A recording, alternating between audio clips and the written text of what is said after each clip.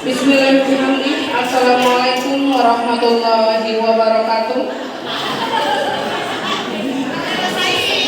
Kami dari tim tari Tripan Berseri SD Negeri 3 Pancor akan menampilkan tari Begawe, di mana penata gelarnya Susilawati Hasanah FM. Penari kami ada Basmala Tisa, Najila Yasmin, Baik Nur Aini Maulia, Sanaya Aulia, dan Mega Luna Pertiwi. Sinopsis dari tari Begawe.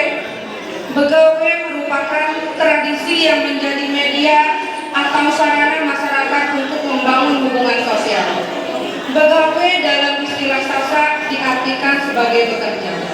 Begawe sendiri merupakan rangkaian acara syukuran. Adapun makna dalam tradisi ini adalah meningkatkan gotong royong atau tolong menolong serta sikap saling menghargai.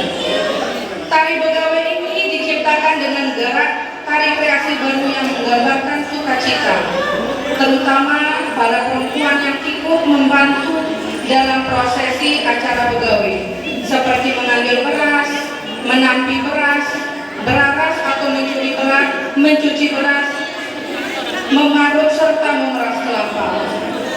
Tari Begawe ditarikan oleh 5 orang perempuan yang menggambarkan keceriaan dengan gerak tari dinamis dan ritmis.